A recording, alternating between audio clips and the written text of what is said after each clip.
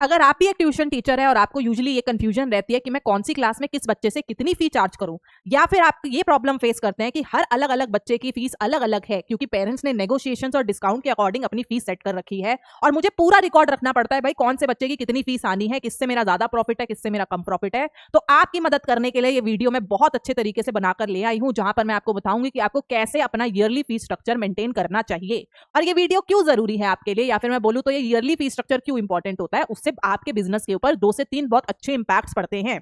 तो first and the foremost important one is, अगर आपका एक फिक्स्ड फी स्ट्रक्चर है जिसका आप प्रॉपरली प्रिंट आउट निकाल के पेरेंट्स को सबमिट करते हैं ड्यूरिंग द एडमिशंस, तो उससे आपके इंस्टीट्यूट को, आपके बिजनेस को एक प्रोफेशनलिज्म का टच मिलता है कि इस पेरेंट के भी माइंड में जाता है कि जो ये इंस्टीट्यूट है इनका जो ईयरली फी स्ट्रक्चर है वो फिक्स्ड है। That means they will not ask you for more negotiation. Shagun का तो एक आधी बार वो बोल ही देते हैं कि कोई डिस्काउंट दे दो, बट एटलीस्ट उनका माइंड रेडी रहता है कि मुझे कोई डिस्काउंट या नेगोशिएशन करने का फायदा नहीं होने वाला है। सेकेंड फॉरमोस्ट इंपॉर्टेंट इज कि हर अलग अलग बच्चे का अलग अलग फीस स्ट्रक्चर नहीं चल रहा होता। भाई सारे बच्चे अगर एक ही क्लास में पढ़ रहे हैं, टीचर वही है, इन्वायरमेंट वही है, किताबें वही हैं, तो अलग अलग बच्चा आप ही के इंस्टीट्यूट में अलग अलग फीस क्यों दे रहा है? क्योंकि उसकी मम्मी की नेगोशिएशन स्किल ज्यादा अच्छी थी। तो यार बिजनेस में ये सब चीजें नहीं होनी चाहिए, इससे नुकसान आपका हो रहा है। इससे नुकसान एक तो यही हो रहा है कि आप अलग अलग बच्चों से अलग अलग प्रॉफिट ले रहे हो, और दूसरा सबसे बड़ा नुकसान होता है मार्केट वैल्यू का। अगर आपका एक सब्जेक्ट का बच्चा फॉर सपोज 300 पर सब्जेक्ट में पढ़ रहा है और आपने किसी और बच्चे को 500 पर सब्जेक्ट में पढ़ाया है, and let us suppose in दोनों के पेरेंट्स किसी एक सर्टेन कॉमन पेरेंट को जानते हैं, तो वो जब उनसे डिस्कस करेंगे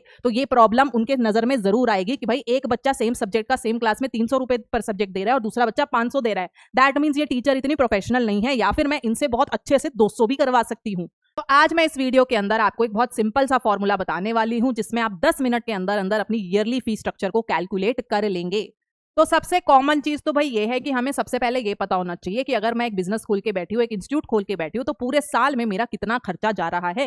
और कायदे से बहुत सिंपल सी बात बोले तो एनुअल फी वही होनी चाहिए बच्चे की जिसमें आपका अपना एनुअल एक्सपेंस भी कवर अप हो जाए, प्लस आपकी ट्यूशन फी भी लग जाए। तो वीडियो को एंड तक जरूर देखना, क्योंकि सबसे ज्यादा कंफ्यूजन टीचर्स को होती है कि ट्यूशन फी कितनी रखनी चाहिए, तो मैं उसको भी कैलकुलेट करने का तरीका बताने वाली हूँ। तो सबसे इंपॉर्टेंट और सबसे पहली बात यही है कि कभी भी अपना जो एक्सपेंसेस होते हैं वो मंथली नहीं देखते, हमेशा साल का आपको रेवेन्यू जनरेट करना है। तो साल के ही हिसाब से आप अपना एक्सपेंस काउंट करिए कि आपका कितना खर्चा होता है। अब आप एक बिजनेस चला रहे हैं तो इवन अगर मैं गवर्नमेंट की गाइडलाइंस मानूं तो आपको साल का ही टैक्स पे करना होता है। मतलब अगर मैं अपने बिजनेस में किसी भी तरह का एक्सपेंस कैलकुलेट कर रही हूं तो वो मंथली नहीं होता, वो कायदे से हम लोग ईयरली करते हैं। तो यहाँ पे मैंने कुछ कॉमन इंस्टीट्यूट के अकॉर्डिंग जो खर्चे होते हैं वो यहाँ पर लिखे हुए हैं according to a tier 3 city. अगर आपके खर्चे अलग है तो आपको अपने अकॉर्डिंगली इन स्पेसिस के आगे अपना जितना भी ईयरली एक्सपेंस, मंथली एक्सपेंस आपका बनता है वो फिल आउट करना है। फटाफट से कॉपी पेन निकाल लीजिए।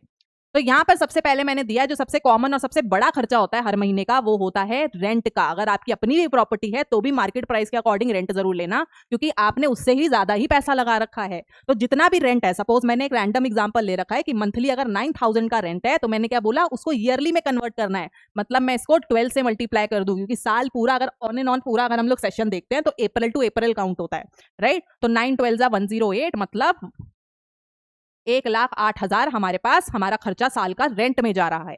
ऐसे ही फिर उसके बिल भी आएंगे, पानी का बिल, बिजली का बिल, वाईफाई का बिल, जो भी आपने ऐसे एक्सपेंसेस ले रखे हैं। सपोज उसका लमसम केस आ रहा है 2,000 महीने का, दैट मीन्स पूरे साल का वो 24,000 रुपए का रेंट बन गया है। प्रिंटिंग का खर्चा, अगर आप अपना स्टडी मटेरियल दे रहे हैं, पैम्फलेट्स दे रहे हैं, किसी भी तरीके की अगर आप प्रिंटिंग करा रहे हैं, यूजुअली वो मंथली नहीं होती अगर वो मार्केटिंग की है, बट आप साल भर का उसको कैलकुलेट कर सकते हो। अगर आप स्टडी मटेरियल प्रोवाइड कर रहे हो तो लेट अस सपोज मंथली आपका खर्चा 1,000 रुपए का स्टडी मटेरियल प्रिंट कराने में जा रहा है, मतलब पूरे 12 महीना का वो 12,000 का खर्चा हो जाता है। And the last one is miscellaneous. भाई कभी एसी खराब हो जाता है, कभी कुछ खराब हो जाता है, तो इस तरीके से हम लोग अपना मिसलेनियस खर्चा भी लमसम एक थोड़ा सा अमाउंट रखते हैं। फॉर सपोज हमने 2,000 के अराउंड उसको रखा है, दैट मीन्स 12 महीने का वो 24,000 का खर्चा हो गया। तो ऑल इन ऑल अगर मैं एनुअल एक्सपेंस लगाऊं तो ये 1,68,000 का एनुअल एक्सपेंस बनता है।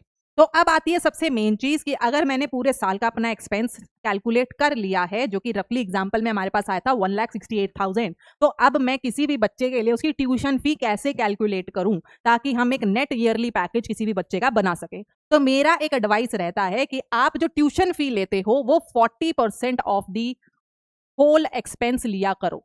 अब ये मैं क्यों कह रही हूँ, क्योंकि देखो यार 40% ना कोई यूनिवर्सल लॉ नहीं है कि 40% ही आपको ट्यूशन फी लेनी चाहिए। ये एक जनरल मैंने लॉ बोला है कि जिसको अगर बहुत प्रॉब्लम होती है, बहुत कंफ्यूजन होती है कितना चार्ज करूँ, तो 40% इज द ऑप्टिमम और योर मंथली ईयरली एक्सपेंस। अगर आपके एरिया में बहुत ज़्यादा कंपटीशन है कि बहुत सारे इंस्टीट्यूट है, तो आप इस 40% को थोड़ा रिड्यूस भी कर सकते हो 25%, ताकि बाकी कस्टमर्स को थोड़ा बेटर आपका जो पैकेज है वो मिले और आपके पास वो एनरोल करें। अगर आपको लग रहा है यार मैं बहुत हैवी ब्रांडिंग कर रही हूँ, हैवी मार्केटिंग कर रही हूँ, तो आप इसको 40 को 50% भी कर सकते हो, 60% भी कर सकते हो, वो आपका मार्जिन होता है। पर मेरे कहने का मतलब ये है कि यार जो आपकी ट्यूशन फी होती है ना, वो आपके एक्सपेंस पे डिपेंड करती है कि आपने कितना एक्सपेंस, आपका पूरा खर्चा जो होता है वो इंस्टीट्यूट का जाता है, राइट। तो अब अगर मैं कैलकुलेशन कर लूं तो 40% ऑफ दिस 1,68,000 जो जाता है वो जाता है ₹67,200 का। दैट मीन साल भर में आप इतना प्रॉफिट कमा रहे हो। रिक्वायर्ड रेवेन्यू दैट मीन्स आपका कितना हो जाता है, दैट इज 2,35,200। तो आपका रिक्वायर्ड रिवेन्यू पूरे साल का इतना बनता है। अब ऑब्वियसली एक ही बच्चा तो देगा नहीं। अगर आप एक छोटा इंस्टीट्यूट चला रहे हो जहां पर आप कहते हो कि भाई मेरे पास 5-5 बच्चों के 4 बैच है, that means in total 20 students की स्पेस है, तो हम पूरा का पूरा रिवेन्यू 20 स्टूडेंट्स के अंदर डिवाइड कर देते हैं। दैट मीन्स पर बच्चे की एनुअल फी कितनी बनेगी, ये जो 2,35,200 का अमाउंट आया है, हम इसको 20 से डिवाइड कर देंगे पर चाइल्ड, और ये आ जाएगा 11,760 रुपीज पर ईयर। अब आप इसको रफली 11,800 रुपए भी ले सकते हो। अब रफली अगर मैं टायर 3 सिटी की बात कर रही हूँ, टायर 3 सिटी के अंदर I guess this is the appropriate amount कि पर मंथ रफली 1,000 से भी कम की आपकी अमाउंट बन रही है, तो इतना आप बच्चे से चार्ज कर सकते हो। अगर इसके अलावा भी आपका कोई खर्चा पड़ता है, लेट अस सपोज कि आपने इन्वेस्टमेंट में थोड़ा ऊपर हटके खर्चा कर रखा है, जैसे स्क्रीन बोर्ड लगा रखी है, कैमरा लगा रखा है, ऑल दैट स्टफ, तो वो भी अमाउंट आप जितना भी आपका खर्चा पड़ा था उसको ऑल इन ऑल 10 साल के करीब हम ले सकते हैं। कि लेट अस सपोज अगर मैंने स्क्रीन ले रखी है, तो मेरा मानना ये है कि यार कम से कम 10 साल तो ये चल ही जाएगी जितना मैंने इसके ऊपर खर्चा करा है। दैट मीन्स अगर ये मेरी 2 लाख की स्क्रीन आई है, तो मैं उसको 10 से डिवाइड करके 20,000 रुपए भी अपने एनुअल एक्सपेंस के अंदर डाल लूं। तो सिमिलरली अगर आपने कुछ हटकर एक्स्ट्रा अमाउंट की, बहुत भारी खर्चा की कोई इन्वेस्टमेंट कर रखी है, कोई बायोमेट्रिक डिवाइस लगा रखी है, किसी भी तरह का ऐसा खर्चा कर रखा है, तो वो भी आप एक्स्ट्रा काउंट कर सकते हैं। पर एडवाइस वही रहेगी कि एनुअल ही काउंट करना। एंड यहां पर अगर मैं बात करूं तो अगेन आपको कभी भी अपनी फीस गेस वर्क से नहीं करनी है। अगर आप एक ट्यूशन चलाते हैं, अपना इंस्टीट्यूट चलाते हैं, तो आपकी फीस स्ट्रक्चर प्रॉपर ही रहनी चाहिए। तो आई होप आपको ये जो मेरी कैलकुलेशन है वो थोड़ी सी कहीं ना कहीं हेल्प कर गई होगी कि किस तरीके से आप नेक्स्ट टाइम अपने किसी भी स्टूडेंट को फी चार्ज करेंगे। और अगर आप चाहते हैं कि मैं ऐसी और वीडियोस आपकी हेल्प के लिए बनाती रहूं, आपकी कोई पर्टिकुलर डाउट है कि आप टीचिंग मैनेजमेंट को लेकर या टीचिंग हायरिंग के ऊपर कोई नेक्स्ट वीडियो चाहते हैं, तो प्लीज कमेंट सेक्शन के अंदर जरूर मेंशन करना, या फिर आप सिर्फ नेक्स्ट भी टाइप कर देंगे तो मैं आपको जरूर बताऊंगी कि मेरा नेक्स्ट टॉपिक क्या रहने वाला है।